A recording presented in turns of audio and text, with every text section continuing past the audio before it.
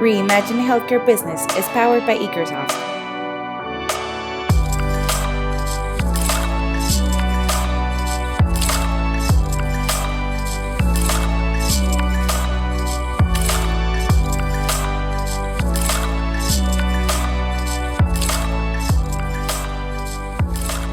Bienvenidos todos a Reimagine Healthcare Business, un podcast impulsado por Ekersoft en el que hablamos de salud y tecnología. Reimagine Healthcare Business es parte de la comunidad virtual que tenemos en Ekersoft y dirigido a personas de toda Latinoamérica y el resto del mundo que son parte del área médica, están en la industria de la salud. Y el objetivo de Ekersoft es poder siempre innovar y entender cómo es el futuro de la salud y todos los jugadores de la industria.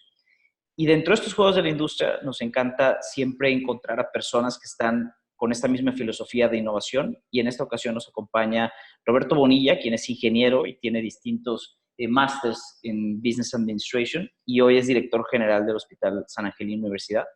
Y es súper interesante su trayectoria porque siendo ingeniero está al frente de uno de los hospitales o de las cadenas de hospitales pues, más importantes de México en este caso, y vamos a hablar sobre cuál es el rol de los directores de hospitales y cómo ha cambiado, ¿no? Yo soy José Miguel Sainz, soy director de Mercadotecnia de Ekersoft. También está con nosotros Adrián Piña, quien es co-CEO de Ekersoft. Y bueno, ambos estaremos como hosteando esta parte del podcast y pues nada, bienvenido Roberto, muchísimas gracias. No, al contrario, muchas gracias por invitarme. Encantado de colaborar con ustedes y estoy a sus órdenes. Muchas gracias. También bienvenido, Adrián. Gracias por invitarme, Pato. Sí. Bueno, pues la verdad es que es una plática que pienso que va a estar muy divertida, entonces pues arrancamos esta plática y muchísimas gracias a todos los que nos están escuchando. Roberto, ahora sí que platícanos, ¿cuál piensas tú que es, cómo ha cambiado el hospital? A mí siempre me ha interesado este cambio del hospital. Cuando yo era más joven veía siempre que los hospitales estaban administrados por un médico, ¿no? Y hoy que estoy ya en la industria, ya no tan joven, en la industria veo que no forzosamente un hospital debe estar administrado por un médico. ¿Cuál tú crees que fue ese punto de cambio? ¿Cómo crees que haya cambiado? ¿Cómo era el hospital antes? ¿Cómo lo recuerdas tú antes? Mira, yo creo que es un tema, la administración por personal no médico, básicamente de hospitales privados. Los hospitales públicos ya tienen una gran tendencia, yo creo, de ser administrados por una parte médica, ¿no? Los hospitales privados en México son, y hablo de México porque es lo que más conozco, ¿no? En otras partes del mundo me parece que puede ser similar, pero son relativamente nuevos los hospitales privados, realmente privados. Había muchos hospitales en México antes que eran una especie de beneficencia, o alguna asociación o alguna IAP, y los hospitales privados en México comenzaron realmente como empresas propias de algún médico que tenía cierto éxito y entonces probablemente empezaba en la casa de su abuelita que era grande y empezaba ahí un hospital y luego iba creciendo, etcétera, o asociaciones de médicos, ¿no? Entonces, como tenían el mercado, tenían los pacientes, pues evidentemente querían incursionar un poco más en la industria y ponían su propio hospital. Y eso eventualmente en México empezó a modificarse, ¿no? De ahí que todos los directores de los hospitales pues fueran médicos, porque prácticamente eran los dueños de los hospitales, ¿no? En México, sobre todo. Y después el negocio se empezó a sofisticar un poco más. El negocio empezó a partir de los 70s, 80s, ya a hacerse con empresas dedicadas justamente al tema hospitalario, ya como negocio. Antes de eso, pues había pocas, empezaban pocas, y las que había, como te digo, eran casi todas, en su mayoría, empresas pues, de las cuales el médico propiamente o un grupo de médicos eran dueños. Entonces, así fue como fue evolucionando, yo creo, y también fue evolucionando la estructura y el tipo de los hospitales y se fue sofisticando cada vez un poco más. Habitualmente los hospitales que había en México, los hospitales privados, pues básicamente hacían cuestiones muy básicas como de gineco y obstetricia, algo de cirugía general, pero no tenían esa capacidad de ir haciendo más cosas, salvo los muy grandes, ¿no? Que te digo que eran como IAPs o como beneficencias. Entonces, yo creo que empezó así porque esa fue la manera natural de comenzar en la industria de hospitales en México. Y a medida que se ha ido sofisticando, el manejo de los hospitales, pues ha venido cambiando el requerimiento para la dirección propia de los hospitales. Porque si bien es cierto que el hospital tiene como principal foco de atención el paciente, y su principal negocio, pues, en efecto, es la medicina, pero pues sería tan absurdo como decir que los directores de las líneas aéreas tienen que ser pilotos, ¿no? Los directores de los hospitales son personas que tienen que tener una preparación pues muy profunda en términos de administración, logística, finanzas. Los hospitales son empresas intensivas, muy intensivas en capital humano. Te puedo decir que gran parte de mi chamba, el 90% del tiempo, es resolver temas humanos, capital humano. Yo creo que un perfil bueno para manejar hospitales probablemente sería un psicólogo. Mucho del tiempo que uno pasa aquí en este tema se la pasa resolviendo problemas psicológicos y problemas de comunicación y problemas de interrelación entre las mismas personas del hospital.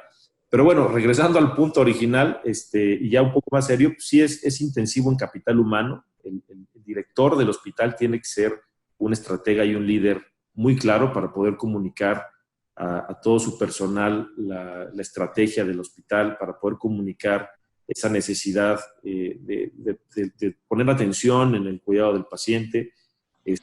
Por otro lado, también tienes un tema, como te decía, es intensivo en recurso humano, es intensivo en capital. Un hospital privado, y bueno, cualquier hospital pues es una empresa intensiva en capital, desde la cuestión inmobiliaria hasta la cuestión de equipos. Ustedes saben que los equipos de los hospitales son costosos. Hay que tener cierto conocimiento y dominio de la parte de finanzas. Por otro lado, también un hospital es una empresa intensiva en logística, ¿no? Nosotros hoy, aquí en el hospital, en uno de los hospitales que tenemos, que es donde estoy ahorita, el Hospital San Ángel Universidad, hacemos más o menos unas 90 órdenes de compra diarias, manejamos unos 7,000 SKU, 7,000 diferentes productos que compramos. Entonces, también eso pues complejiza un poco la atención del hospital. Claro. El tema de la medicina o del médico como director, pues no es que sea malo necesariamente, ¿no? Si tienes un médico que esté muy bien formado en todas esas disciplinas, pues está perfecto, es ideal, ¿no? Pero creo que la misma sofisticación del negocio y la complejidad del negocio ha puesto como necesidad también esta complejidad en la gente que la dirige. Ya. Oye, y todo esto me lleva también a preguntarte cuántos ingenieros tú conoces, además de ti, que estén al frente de un hospital. Porque créeme que yo hablo o en Ikersoft hablamos con muchísimos directores de hospitales todos los días, y hay pocos. O sea, tú ingeniero, ese background que tienes, cómo decidiste ingeniero y después también cómo terminas en un hospital. Médicos un poco la misma pregunta. Sí, médicos y financieros, sí, pero ingenieros no, exacto. ¿Cómo llegaste ahí? Mira, básicamente fue un tema accidental. No fue algo que planeé. Yo soy ingeniero civil de profesión, ingeniero civil de carrera más bien. De profesión soy hospitalario. De carrera soy ingeniero civil. Y después, a muy poco tiempo de haber terminado la universidad, estudié una maestría en administración, un MBA. Y básicamente en el momento que estaba yo terminando y comenzando a trabajar, pues, trabajaba yo en una empresa constructora de las 3 más grandes del país que había en aquel entonces, que quebró de manera pues, escandalosa y estrepitosa. Entonces pues, nos quedamos sin chamba. Y la verdad es que en ese entonces no había mucha chamba para ingenieros civiles, porque, como bien saben, los ingenieros civiles estamos dedicados al negocio de infraestructura grande, de infraestructura pública, edificación, vías terrestres, carreteras, presas, etc. claro. Y pues eso y tiene mucho que ver con la economía del país, ¿no? Entonces, en aquel entonces, terminando los años 90, comenzando los 2000, pues la economía del país no era necesariamente la mejor, y pues la chamba para los ingenieros civiles tampoco era espectacular. Estudiando en bueno, la persona con la que trabajaba yo en la empresa constructora, con un contador, resulta que este contador tenía un compadre que era director de un hospital y dueño de un hospital, y bueno, pues como no tenía chamba, me llamó y me dijo, oye, necesito a alguien, fíjate, muy curioso, porque habían comprado un sistema, en aquel entonces la verdad es que era un tema que hoy por hoy todavía, casi 20 años después, no se ve, pero este hospital, que era el Hospital Santa Fe en aquel entonces, había comprado un sistema para gestión de costos, para costeo de casos más bien, un tema para hacer GRDs. La verdad es que bastante adelantado su tiempo. 20 años, wow. El tamaño del hospital. Sí. En el 98, y entonces pues, habían comprado el sistema y no sabían bien cómo implementarlo. Necesitaban a alguien que supiera un poco de administración, pero que le moviera los sistemas, y entonces... ¿Y habías estudiado el MBA o apenas estabas en el MBA? Estaba terminando el MBA. Terminando el MBA, ya. Estaba terminando el MBA. Y bueno, pues me habló este cuate que era conocido mío y me dijo, oye, ¿te interesa? Y bueno, pues yo la verdad es que también estaba recién casado y pues me dijeron, te vamos a pagar más de lo que dije, pues órale, perfecto, ¿no? Así pasa. Pero la verdad es que fue un tema accidental, y una vez que llegué al hospital, la verdad es que me enamoré del negocio. Es un negocio y una industria espectacular, una industria que a los que estamos aquí nos absorbe. Los que nos ven de fuera nos ven como bichos raros y locos porque se requiere tripa y se requiere hígado para poder resistir jornadas de trabajo muy intensas, ¿no? Los hospitales pues, no descansan, todos los días chambeas. Pero sí, desde entonces me llamó mucho la atención y vi muchísimas deficiencias en el modelo y en el sistema. Y terminando mi maestría, mi tesis de maestría justamente fue un hospital y que después pudimos vender como proyecto, etcétera. Y así empezó, te digo, fue básicamente una cuestión pues, de producto de la casualidad. No estaba planeado que yo entrara al tema de hospitales, pero no me arrepiento de haber estudiado lo que estudié y si tuviera que volver a repetir el ciclo lo haría igualito. Volvería a estudiar ingeniería civil y volvería a trabajar en un hospital. Muy bien. Claro. Roberto, mencionaste lo complejo que es manejar un hospital. No es un negocio a final de cuentas, y es un negocio complejo que tiene requerimientos grandes de recursos humanos, de capital. No es un negocio fácil. Dentro de ser un negocio no es un negocio fácil y ha venido evolucionando mucho en los últimos 10, 15, 20 años en México y en el resto de la región.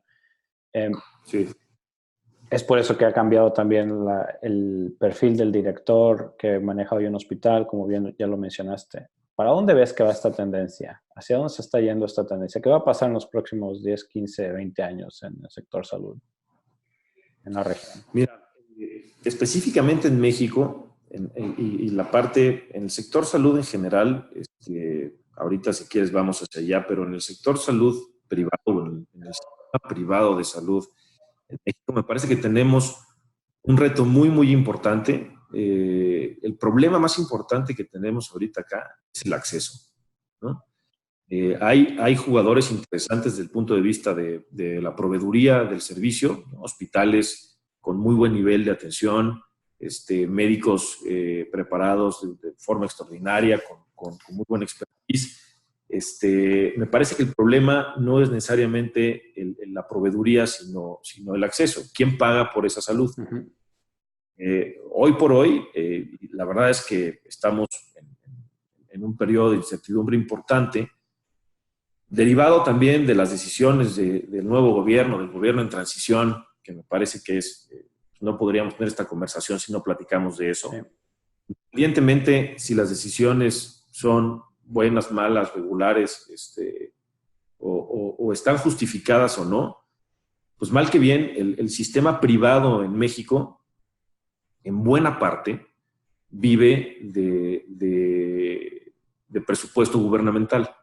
Los hospitales grandes del país viven o de pólizas de gastos médicos mayores, que ya nos dijeron que se van a cancelar las pólizas de gastos médicos mayores que otorga el gobierno, sí. De subrogación de servicios como, por ejemplo, Pemex, ¿no? Que subroga servicios de gobierno, algunas otras empresas estatales.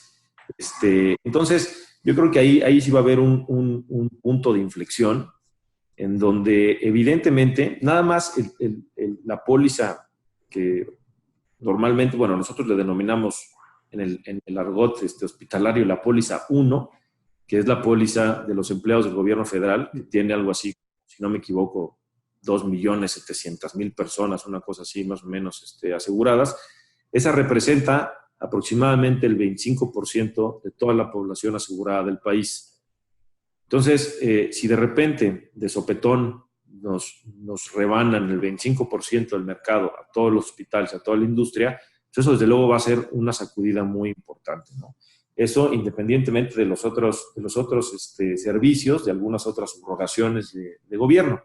Entonces, creo que el problema más importante, independientemente de la cuestión científica o tecnológica, que ahorita si quieres tocamos el punto que nos vamos a enfrentar, pero hoy creo que el reto más importante y que se nos viene es la cuestión del acceso, ¿no? En la parte de salud privada. La única forma de financiar la salud privada es mediante, pues, evidentemente, los seguros de gastos médicos mayores. Y estos, de la población que tenemos hoy asegurada, que son, si no mal recuerdo, alrededor de entre 9 y 10 millones de personas, nos van a quitar algunas, pues eso lo que va a causar es una serie de espiral negativa que hoy de hecho ya está sucediendo.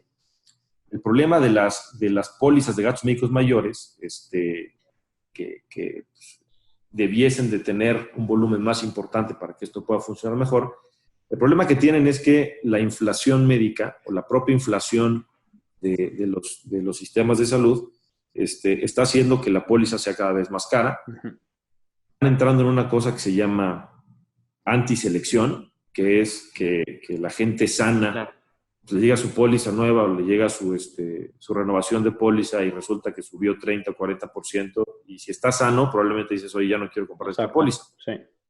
Lo que pasa es que la gente enferma es la que no puede por ningún motivo dejar de comprar la póliza. Entonces, la siniestralidad en esa mutualidad, se incrementa significativamente. Se aumenta significativamente, se vuelve peor, eso genera una inflación mayor, una siniestralidad mayor, eso genera que las pólizas y las primas tengan que ser más caras, más costosas. Una espiral, ¿no? Eso, sí. Al año que entra lo mismo, y eso es una espiral pues terrible. Nosotros hemos estado en franca comunicación con varias aseguradoras con esa perspectiva. Esa es nuestra mayor preocupación, porque otra cosa que es importante, habitualmente en México, los hospitales y las aseguradoras y los médicos han estado trabajando cada quien por su lado, ¿no? Tal, piensa siempre que la aseguradora le quiere ver la cara, que la aseguradora tiene mucha lana y no le quiere pagar. La aseguradora piensa que el hospital está robando y que le cobra los medicamentos carísimos y que es un negocio impresionante y que deberían de bajar el costo y que les ven la cara. Los médicos opinan que les pagan muy poquito para todo lo que hacen. Entonces, habitualmente ha sido una bronca entre esos tres actores. Y el reto de hoy es que si no nos ponemos de acuerdo los tres, porque el problema de eso es que el cliente es el mismo. Claro. Hay tres diferentes clientes. El cliente es el paciente, el paciente que paga una prima, y al pagar esa prima, pues el paciente es el que está... sufre la descomunicación de los otros, ¿no? Sí, está dotando de dinero a la aseguradora, está dotando de dinero. Entonces, creo que nosotros hemos estado en comunicación con las aseguradoras para ver de qué forma podemos modificar el ciclo habitual y modificar el modelo de negocio para que esto pueda subsistir, eventualmente podamos bajar los costos, eventualmente puedan mejorar las primas, pueda haber un mayor volumen. Pero creo que la situación específicamente en este año no está nada halagüeña para el sistema privado de salud, derivado del acceso, ¿no? Del problema de acceso, porque pues de bolsillo nadie aguanta un problema renal, por ejemplo, que se tengan que... Correcto. 3 veces a la semana, o un accidente importante, o un infarto cerebral o algo así que requiera terapia intensiva, que son cuentas catastróficas, ¿no? De millones de pesos que pues ni yo aguanta. Entonces, creo que lo que tenemos que hacer nosotros y regresando a la pregunta, perdón que ya me desvié un montón. No, buenísimo. De dónde veo que acabe esto, yo veo que tiene que haber forzosamente un entendimiento diferente de los actores que jugamos en esta industria, que somos los hospitales, las aseguradoras y los médicos. Tiene un punto completamente distinto para poder implementar un modelo de atención que sea viable, un modelo de atención que permite el acceso a diferentes o a un volumen importante de la población. Salvemos esta industria, ¿no? Porque hoy sí estamos muy preocupados, caray. Creo que ha sido de los años en los que he estado aquí trabajando en esta industria, que ya llevo más de 20, más incierto hemos tenido el futuro de lo que puede suceder. Y tocaste un montón de temas muy interesantes, Roberto. Vamos a lo de la relación con las aseguradoras, los doctores. Si no te importa, voy a hacer un par de preguntas de esto. Claro, por supuesto.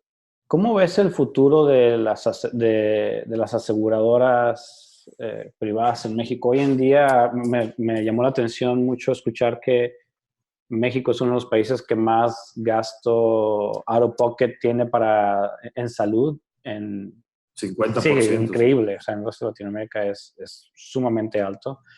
El nivel de población que tiene acceso o que tiene un seguro de gastos médicos mayores es muy bajo. Como bien dijiste, abajo de 10 millones de los ciento y tantos que somos en México. Pero las aseguradoras hasta hoy ha seguido siendo un negocio, ¿no? Hoy en día, como también bien mencionaste, con este cambio de gobierno pudieran perder esa cartera grande de clientes y pudiera tener un impacto, pero hasta hoy como ha funcionado es que si le suben los costos, ellos suben el costo y siguen manteniendo su modelo financiero. Ellos tienen hoy, ¿ves que esto va a cambiar de alguna forma con ellos? ¿O qué futuro le estás viendo a las aseguradoras? No, definitivamente tiene que cambiar. Las aseguradoras en México son un buen negocio en ramos de daños, en ramos de vida, y pues básicamente, ¿no? En autos, vida, básicamente daños y vida. La cuestión de gastos médicos mayores no es un buen negocio para las aseguradoras. Definitivamente no lo es. Con cualquiera que platiques, si tienen un punto porcentual o 2 puntos porcentuales arriba de su costo técnico, pues están encantados, ¿no? Echando cohetes. Wow. La verdad es que todos salen prácticamente tablas. Es un modelo de negocio que probablemente les permita mover un poco más sus otras, quizás es una vía de entrada para las otras líneas de negocio, como vida y como daños. Pero de hecho hay muchas aseguradoras hoy en México que están pensando seriamente salirse del sector de gastos médicos mayores. Entonces, definitivamente, esto tiene que cambiar, porque si no cambia en los próximos años, no tiene vigencia. Si no cambia de aquí a los próximos, y estamos ya en una necesidad de cambio en el corto plazo. Esto no puede durar mucho más tiempo. Estamos hablando de pues, quizás 2, 3 años cuando más, generar modelos de atención distintos en donde el seguro pueda ser mucho más rentable, ¿no? O pueda ser rentable, puede ser viable. Porque al ritmo que vamos, de acuerdo a lo que les platicaba de la espiral negativa que estamos llevando, los seguros de gastos médicos no van a ser viables. Y eso no solo es malo para las aseguradoras, es malo para toda la industria. Malo para los hospitales, para los médicos, para las propias personas que quieren eventualmente tener un seguro de gastos médicos mayores. Al rato no va a haber quien te lo venda. Porque se ha manejado, bueno, no te puedo decir que se ha manejado mal, porque quizás no es la palabra, se ha manejado como se tuvo que manejar. ¿Cómo fue el negocio en ese momento? Como un negocio financiero. Como fue el negocio en ese momento, pero no ha evolucionado mucho. Entonces, nació con ciertos vicios y con ciertos problemas que a lo largo del tiempo, en vez de irse menguando, se han ido exacerbando, ¿no? Los vicios del negocio cuando empezaron ahora son enormes, tal que empiezan a obstaculizar la viabilidad de ese ramo. ¿Y estas pláticas las está teniendo ya la aseguradora? Entiendo que tu padre es un profesor emérito en el TAM y que es asesor de aseguradoras como actuario, si no me equivoco. Han de estar súper interesantes esas pláticas que tienen ustedes en sus casas, en las cenas, uno de cada lado de la cancha. ¿Están teniendo ya esas pláticas en las aseguradoras? Sí, claro, sí, desde luego. Hay aseguradoras que lo tienen más entendido y otras que a lo mejor lo están postergando o están esperando a ver qué hacen las demás. Pero sí estamos nosotros teniendo esas pláticas cada vez de forma más seria, ¿no? Cada vez pensando más en justo lo que te comentaba de que esto no es viable si no se hace un cambio pues, prácticamente ya, ¿no? Y sí están las aseguradoras muy preocupadas. El problema es que por años, mira, el problema principal, dicen, oye, es que mi costo, yo tengo un ingreso de 100, tengo un costo de 100, ¿no? Entonces, lo que necesito es bajar ese costo para que mi ingreso funcione. Durante años, los hospitales aseguradoras han peleado con ese tema y la única manera que las aseguradoras encuentran para bajar su costo es hablando con el hospital diciendo, oye, me tienes que dar más descuento. Antes me dabas el 25% de descuento, necesito que me des el 30% para que entonces pues, mi costo sea de 95 en lugar de 100, ¿no? Pero eso evidentemente tiene un límite, ¿no? Eso evidentemente es finito. ¿Cuál es el límite? La utilidad del hospital, ¿no? Hasta ahí. Moviendo dinero de una bolsa a otra, nada más. Sí, claro. La última vez que me reuní con alguna aseguradora y tocamos ese punto, me dijeron, oye, es que tu costo promedio está 40% por encima del costo promedio esperado. ¿Esperado por quién? Porque por el mío está exactamente donde debería estar. Pero mi utilidad es del 15%. Si yo te regalo toda mi utilidad y todo el 15%, sigo con un problema del 25%. Pues, ¿cómo le vamos a hacer? O sea, es ahí cuando ya empieza a ver que el negocio de forma global se empieza a cascabelear y no tiene una solución rápida, ¿no? Entonces, ya finalmente, después de que por muchos años la tónica de la plática siempre ha sido una cuestión básicamente de descuento, ya finalmente estamos evaluando qué actores son los que generan o qué es lo que genera esta cuestión en los costos. Y estamos tomando mejores ideas. Una de las cosas que tienen las aseguradoras es que hay un problema comercial o hay un problema de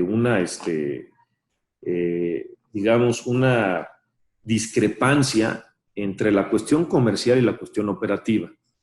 En un seguro de gastos médicos mayores, por ejemplo, la aseguradora va a vender más si tiene una red más grande, ¿no? Si tiene muchos médicos y tiene muchos hospitales en su cartera o en su directorio, o sea, a la gente que compra el seguro se le hace más interesante. Entonces, oye, yo quiero comprar un seguro que tenga muchas aseguradoras, que tenga muchos hospitales. Y una red grande, ¿no? Una red grande. Eso, desde luego, complica la administración de la red y hace a su vez que los costos sean más grandes, ¿no? Entonces, la gente operativa de la aseguradora dice, oye, yo quiero hacer una red más chiquita, ¿no? Yo quiero hacer una red que pueda controlar, pero la parte comercial le dice, oye, no, pues que tiene que ser más grande para que la podamos vender. Estamos dándonos cuenta de cuáles son los principales problemas que hay ahí para poder pues, realmente llegar al objetivo que es un sistema de salud, un sistema asegurado de salud que permita el acceso a una población, a un mayor volumen de población. Y esto, uno de los puntos importantes es que te comentaba, las redes tienen que ser más pequeñas.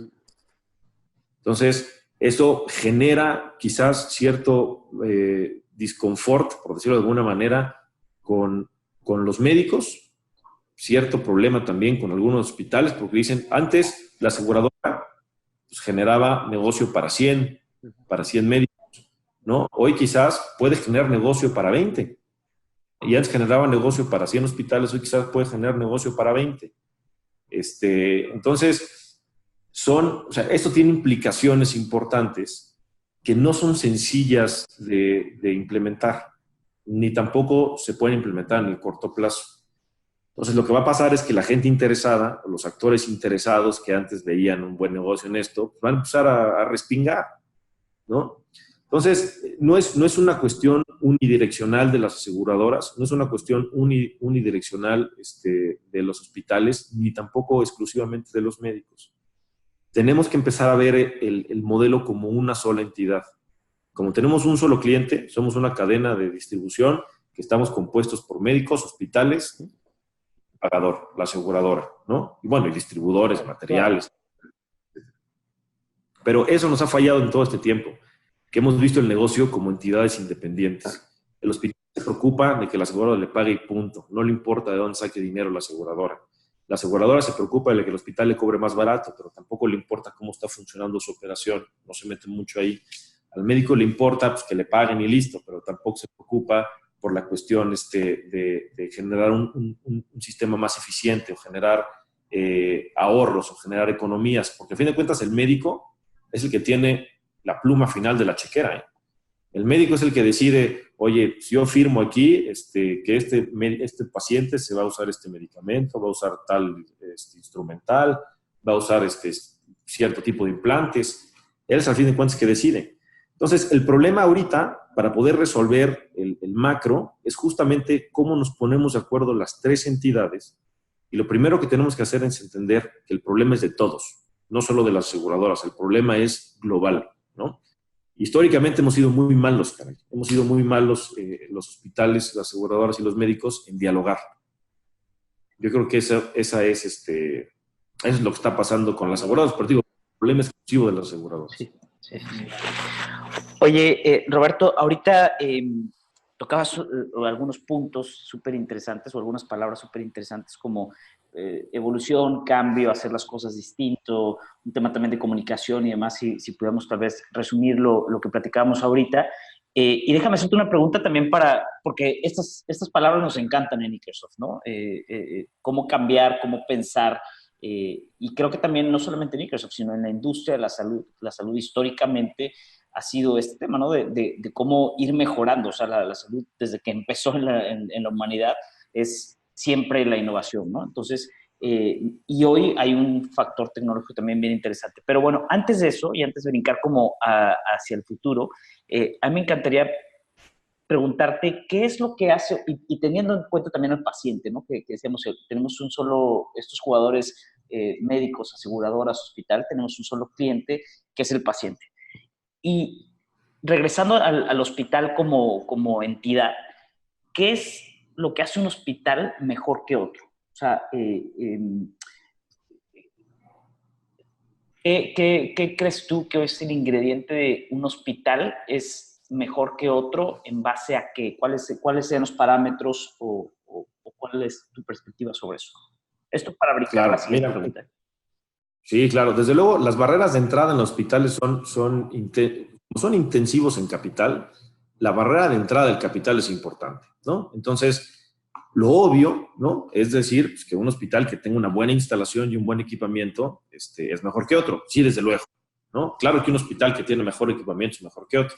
Ahora, en cierto nivel de hospitales, el equipamiento se vuelve estándar, ¿no? Y la infraestructura del edificio se vuelve estándar. Aquí en México, por algún tiempo, pues los hospitales empezaron a tener una hotelera que antes no había en los hospitales, ¿no? Antes los hospitales eran pues, lugares medio inhóspitos y después ya empezaron a hacer un tema más de hotelería. Pero hoy, pues eso ya, insisto, es como un estándar. Definitivamente lo que hace un hospital mejor que otro es su gente. Es un reto diario asegurarnos de que toda la gente que trabaja con nosotros en los hospitales comparte nuestra filosofía. Y eso es lo más importante. Tú puedes tener un hospital chico, mediano, grande, un hospital bien o mal equipado, pero si tienes extraordinaria gente, si tienes enfermeras correctas, si tienes médicos adecuados, si tienes técnicos adecuados, ese hospital sí puede ser mejor que otro. Desde luego, yo opino que el equipo humano es lo que hace que un hospital, desde luego, sea mejor que otro. Enfocado, desde luego, pues, en la seguridad del paciente, ¿no? No solamente en la cuestión de asistencial y de servicio, etcétera, que importa mucho, pero un equipo humano enfocado en la calidad clínica y en la seguridad del paciente es lo que hace un hospital bueno. Ya, ok. Oye, y tomando en cuenta esto, si el equipo humano es lo que hace un hospital bueno, ¿tú te has imaginado cómo es el hospital del futuro? O sea, un poco la pregunta te la decía Adrián, pero yo quiero preguntártela en el sentido de que si nos trasladáramos ahorita a 20 años, 2030, por decirte algo, ¿tú has imaginado cómo es el hospital del futuro? O sea, ¿te lo has puesto a Pues pensar? sí, ¿Han hecho ejercicio entre ustedes de sí, cómo claro. es? O sea, ¿cómo es tanto instalaciones? ¿Cómo es la gente? ¿Hay un robot? O sea, la enfermera se va a volver robot y demás. O sea, un poco futureándolo eso. ¿Te lo has imaginado? Sí, claro. Desde luego, un hospital del futuro yo creo que tiende a ser mucho más chico que los hospitales actuales. Este, las terapias genéticas y personalizadas pues, cada vez van a ser más importantes. Entonces, yo creo que cuestiones como síndrome metabólico y cosas que hoy vemos aquí en los hospitales, las partes agudas de esas, pues van a tender a desaparecer. Me parece que van a ser hospitales muy enfocados al quirúrgico, porque hay cuestiones quirúrgicas que por más terapia tecnológica, pues evidentemente no pueden dejar de ser. Me refiero a cuestiones de cirugía general y cuestiones de ortopedia. Va a ser un hospital mucho más quirúrgico, menos dedicado a la cuestión de medicina interna, porque esa se va a resolver de otra forma. Yo creo que, pues sí, el tema de la robótica está jugando ya un papel muy importante, ¿no? Nosotros estamos por adquirir un robot Da Vinci también para la cuestión de cirugía, que pues, es prácticamente un experimento, ¿no? Hay opiniones a favor y en contra para que eso funcione, pero pues hay que dar un paso hacia allá. Pero creo que el hospital del futuro, insisto, va a ser más pequeño, va a tener, y es una discusión también que he tenido con algunos médicos y no me quieren mucho por eso, pero yo opino que la medicina, la carrera en medicina se va a volver técnica. Sí. Va a haber técnicos en medicina, técnicos en cirugía, que apliquen o que ayuden a las cuestiones tecnológicas, porque el proceso y el protocolo médico se va a tocar en otro nivel. Va a haber, insisto, una cuestión de dominio genético de otra dimensión, otra cuestión que hoy pues, a lo mejor no podemos imaginarnos mucho, pero ya hay medicina predictiva, ya hay terapias personalizadas que pues, pueden ayudar muchísimo a la cuestión de cáncer, etcétera. Entonces, en el hospital, realmente lo que va a hacer, pues va a ser como un taller mecánico, ¿no? Se va a arreglar la cuestión Claro. mente física que se tengan que arreglar. Digo, a lo mejor estoy medio fumado y estoy alucinando en eso, pero creo que por allá puede ser que evolucione.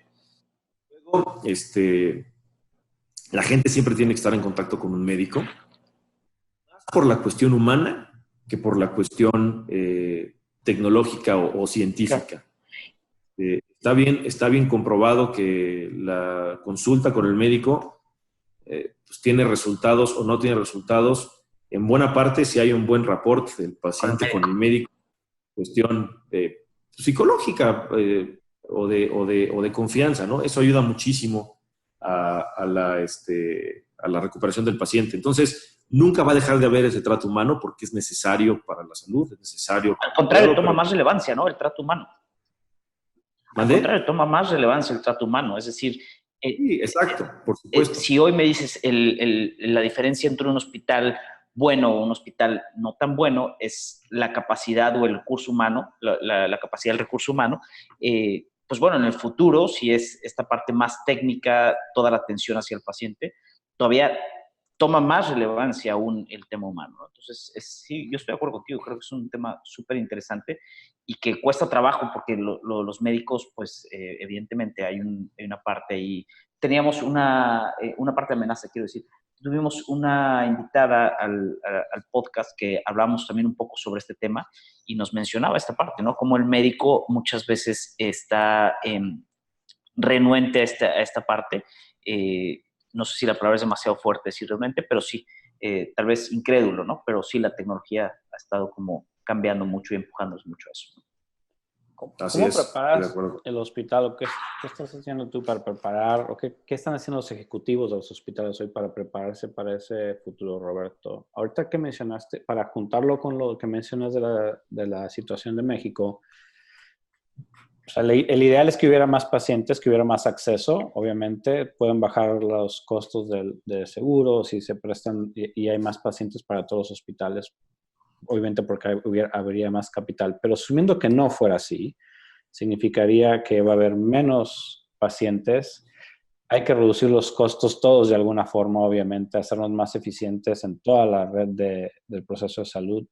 ¿Qué es lo que están haciendo los hospitales o qué van a hacer para prepararse para ese futuro? ¿Dónde ves que puede haber ese ahorro? Mira, nosotros estamos muy preocupados con esa cuestión y desde que abrimos los hospitales que abrimos, desde que estamos aquí trabajando en esto, nosotros manejamos como si estuviéramos en crisis.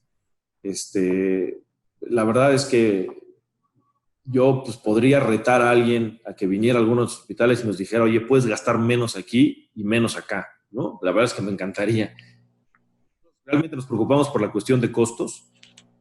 Estamos pues, muy conscientes de que un bajo costo te permite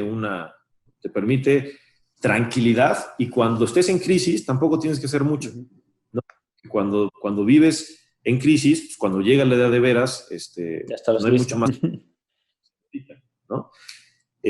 Por otro lado, como te decía, pues sí estamos, independientemente si se hace o no se hace la cuestión de las aseguradoras que platicamos con los nuevos productos, me parece que siempre va a haber por lo menos algo de mercado. Nosotros no somos una cadena muy grande de hospitales en cuanto a volumen, ¿no? Tenemos en total 6 hospitales y algo así como 650 camas sensables, 600 camas sensables.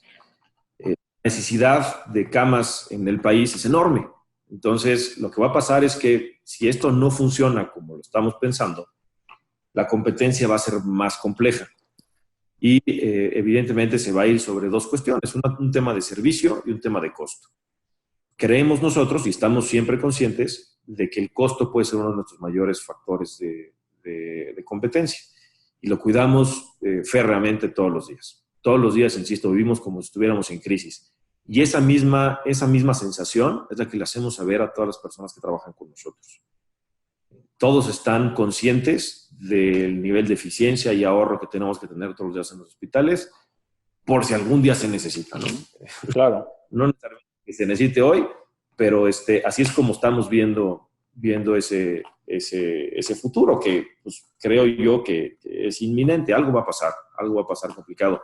Afortunadamente, es un negocio o es una industria hasta cierto punto resistente a crisis. Uh-huh. Claro.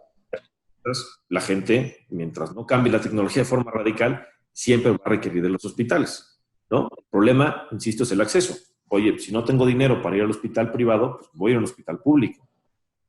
Afortunadamente hoy en el país y después de que empezaron las cuestiones del Seguro Popular, etcétera, ya hay mucho más acceso a hospitales públicos. Eso ha cambiado, ¿no? Podemos quejar, todos nos quejamos de la situación del IMSS y del ISSSTE, y etcétera, etcétera, pero a fin de cuentas, hoy realmente sí hay acceso para hospitales públicos. Y es una opción, siempre es una opción, o habitualmente es una opción para la gente que no tiene otra donde ir o no tiene dinero para ir con una atención privada, siempre puede ir por un hospital público. Entonces, insisto, siempre se van a necesitar hospitales privados, pero la demanda puede bajar de forma radical. Cuando eso suceda, vamos a estar listos porque vamos a ser, no según yo, claro, el hospital de los más eficientes y con el servicio más adecuado. ¿Qué tanto apoya la tecnología a poder llegar a eso? O sea, este ejemplo que mencionaste de Da Vinci es un muy buen ejemplo, ¿no? Porque es una inversión significativa. Hay pocos Da Vincis en Latinoamérica y obviamente el retorno de inversión de ese tipo de tecnología es sobre un tiempo importante. Largo, sí. No es una inversión que haces a un día, ¿no? A semanas de retorno de inversión. ¿Qué tanto va a haber este cambio de aceptación o de adopción tecnológica en el sector salud, crees? Porque hay pocos hospitales, creo que hoy tienen esa visión que acabas de mencionar, en la región. Sí, de acuerdo. Mira, la cuestión tecnológica es un tema que también es bastante polémico. ¿A qué me refiero con esto? En algunas otras industrias, inviertes en tecnología, puede ser más eficiente. Tienes una armadora de coches y mañana compras robots para que armen coches, Pues a lo mejor te vas a ahorrar a los obreros o etcétera, ¿no? Pero siempre en la industria piensas que la mayor tecnología es la que te va a generar menores costos.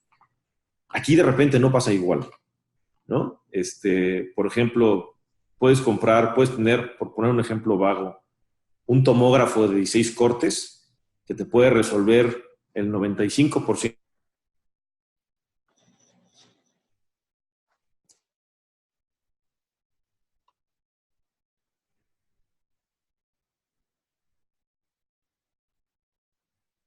de los problemas, o te va a ayudar a diagnosticar 3% más de las cuestiones que diagnosticabas antes a un costo del cuádruple, 4 veces más.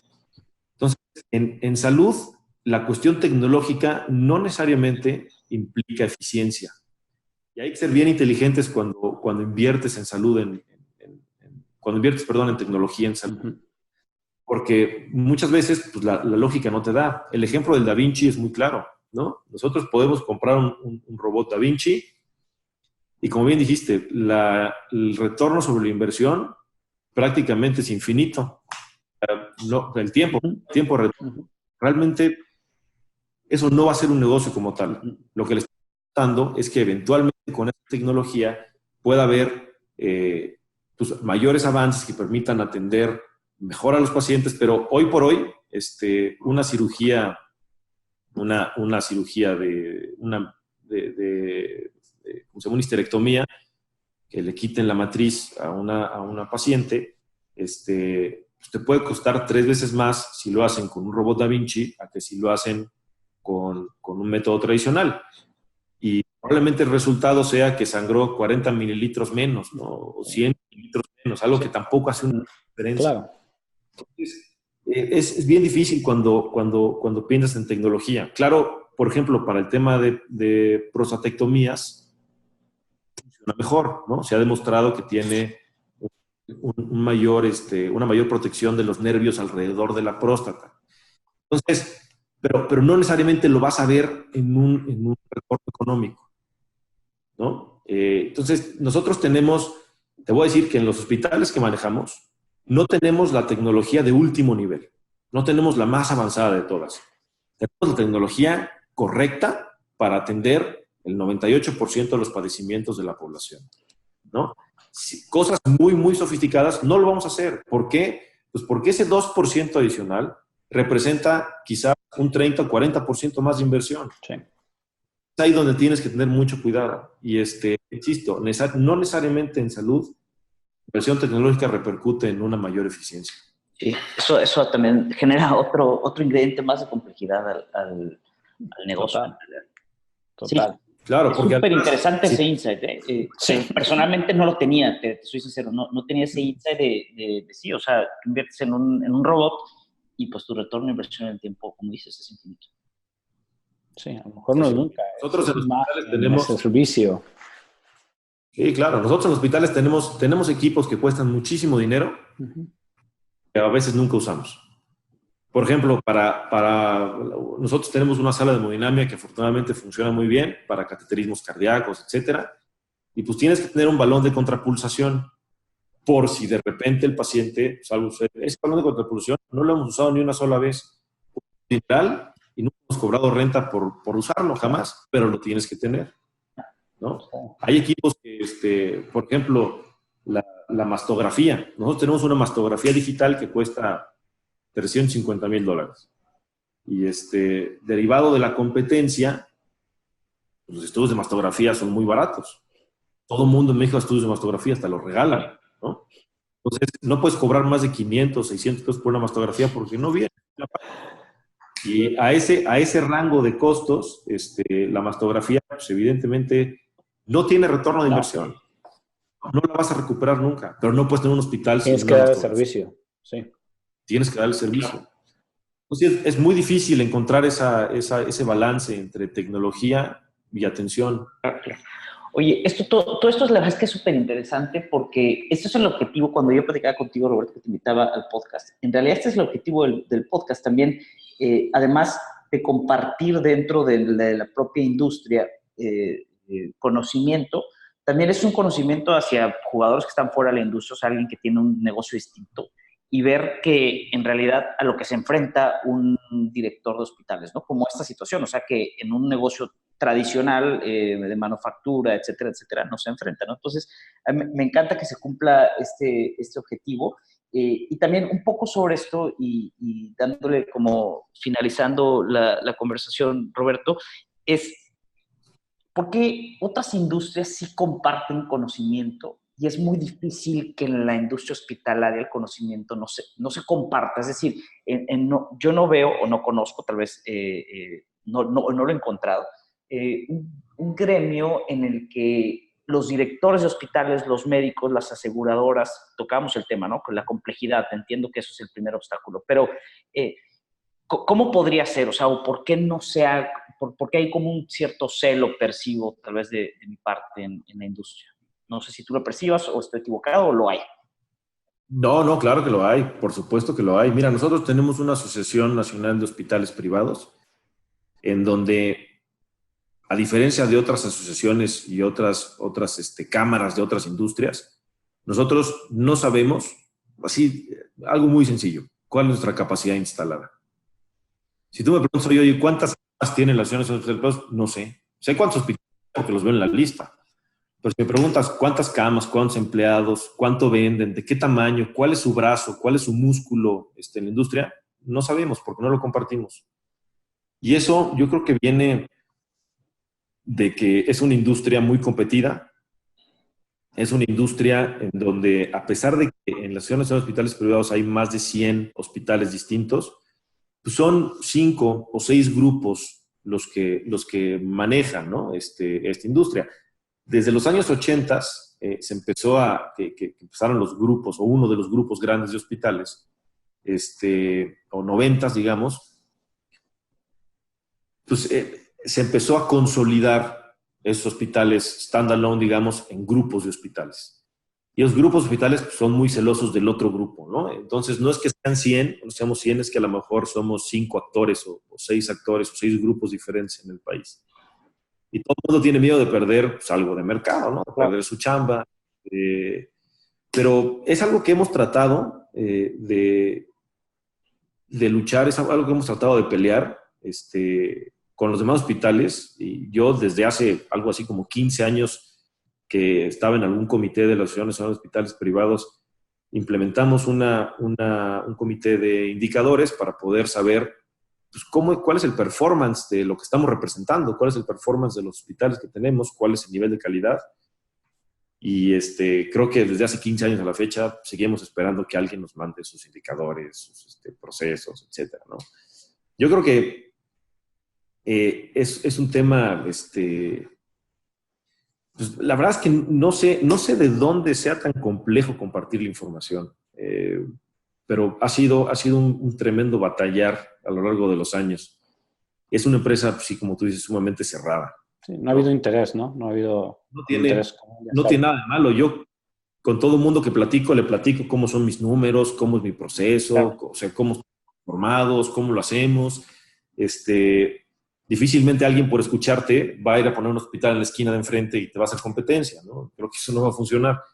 Pero, no sé, es algo que yo personalmente no entiendo. Creo que generaríamos mucho más valor si abrimos la información. Por ejemplo, algo que nos ayudaría en el país sería que hubiera una asociación de pacientes.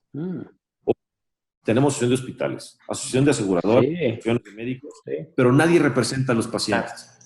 Entonces, yo como paciente debería de poder saber si me voy a internar en el hospital A, en el hospital B o en el hospital Z, yo como paciente debiese de saber cuál es el nivel de calidad de algunos hospitales. Si vas mañana a comprar un coche, puedes revisar 14,000 reviews en internet y puedes saber a quién le gustó, a quién no le gustó, etcétera, etcétera. Si mañana te vas a internar en un hospital, lo único que puedes escuchar son las recomendaciones o no de tu tía, tu abuelita, o alguien que se quejó en internet. Pero no tenemos, nosotros los hospitales no publicamos información de nuestros outcomes clínicos. Debiésemos de decir, oye, este hospital tiene un 0.5% de infecciones nosocomiales que están por debajo de la tasa nacional. Este hospital tiene tal porcentaje de mortalidad. Este hospital tiene implementados tales procesos de seguridad del paciente. Hoy eso medio que se hace con la certificación de hospitales, que es un tema voluntario. pero me parece que los pacientes tienen derecho a saber eso. Y creo que una asociación de pacientes ayudaría a meter un poco de presión para que esta información, que siempre ha sido muy, muy resguardada, pues sea pública, porque todo el mundo tiene derecho a saber dónde se va a atender. Claro. Sí, sí, además estás pagando por eso. Así es. Sí, Wow, sí, sería buenísimo.